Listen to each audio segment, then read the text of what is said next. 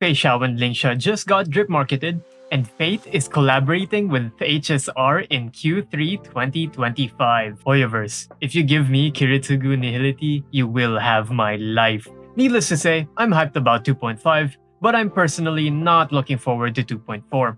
Yunli and Jiaoqiu's designs are dope, but the gameplay leaves much to be desired. As usual, there's chapters in the video, so you can skip around and see my insights for each character that's coming out. Yunli is a physical destruction character that looks to be counter-focused, that launches follow-up whenever she's attacked. Her ultimate taunts all enemies on the field, and she doesn't even need to build effect hit rate. She can heal her own HP so that she can have some survivability with her counter playstyle, and she also gains energy when she's attacked. From looking at the numbers, it looks like they are directly power creeping Clara. He looks to have a ridiculous energy cost of 240, so you best believe Tingyun and Huohuo are going to be good with her. Huohuo is a wind abundance unit that has amazing heals, and she can also provide energy and attack to her allies.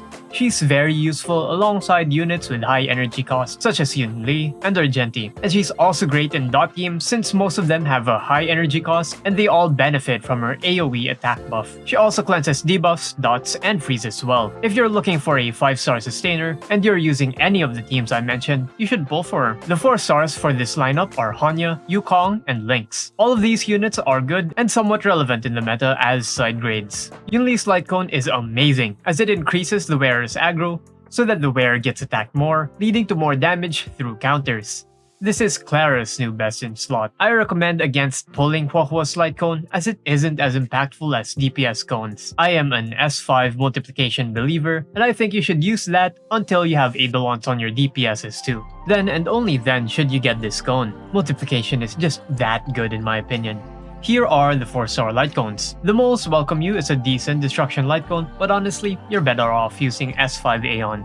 Perfect Timing is a good abundance cone if you want Defect Rest for Broken Keel, and Birth of the Self is a good Hurticone for pure fiction. Jiaoqiu is a fire nihility character that has undergone so many changes to the point that I think he is a little niche and underpowered. He applies a stacking debuff called Ashen Rose that increases the enemy's damage taken up to 35% and a small dot. His ultimate increases the damage they take from ults and applies the Ashen Rose debuff every time the enemies take a turn. On paper, this all sounds good. For dot teams, you could replace Black Swan for Jiaoqiu if the enemies are fire weak. For Acheron comps, his ultimate would slightly increase Acheron's ultimate stacks. But outside of that, I expect him to deal middling damage, and he's usually outvalued by harmonies in most other comps. If you like his design, you should pull for him, but I'd suggest tempering your expectations a bit. Sparkle is rerunning with Jiaoqiu. She's a quantum harmony unit that's amazing for all hypercarry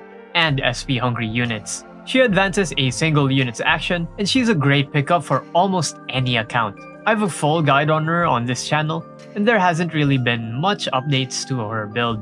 She boosts crit damage, attack, and damage percent, and generates a ton of SP, and a lot of carries want all of those stats. For any monoquantum enjoyers out there, Sparkle Eidolons are really nice, but make sure you have around 270 pulls stocked up at all times. There's going to be something huge in the upcoming patches for us, and you don't want to miss it. The 4 stars for this banner are Hook, Guinaifen, and Arlen. Guinaifen is useful in dot as a side grade for Jiaoqiu and Black Swan, while Hook and Arlen are completely useless for late game content. Jiaoqiu's Light Cone is great as it applies an increased damage received debuff and EHR. But if you somehow have a Black Swan Light Cone lying around, then that's good for him as well. Sparkle's Light Cone is good if you don't have any other Harmony cones, but for most cases, it's preferable for you to pull for E1 instead. The risk is that you're going to have to eat the 50-50 instead of the 75-25 however. The 4-star cones are a new Harmony cone called Poised to Bloom, which rewards having 2 of the same path in one team. Eyes of the Prey, which is a great dot unit cone, and a Secret Vow, which is only useful for Blade. Feixiao is a wind hunt unit, and she's the general of the next Shenzhou ship. We genuinely know nothing about her kit for now, but since she's a hunt character, I think it's fair to come at the conclusion that she's probably going to be great in Apocalyptic Shadow and MOC, but she'll perform horribly in pure fiction. Lingsha is a fire abundance unit that's focused on breaking, and she seems to have directly power crept Gallagher.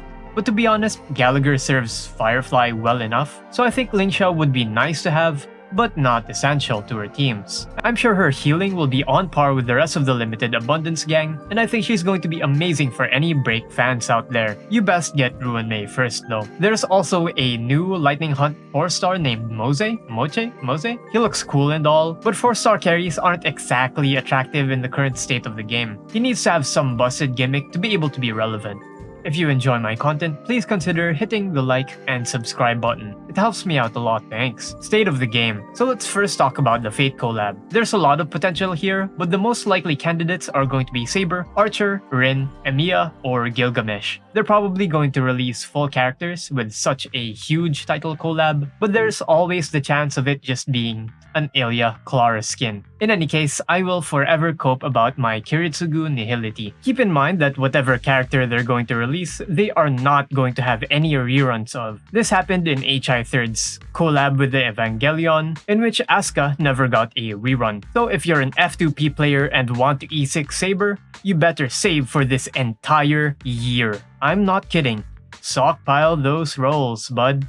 Now onto the current meta. Hoyoverse has completely obliterated their game balance with the introduction of Firefly, Acheron, and all the limited harmonies since they have raised the bar so damn high that a lot of the older hyper carries can't carry as hard anymore.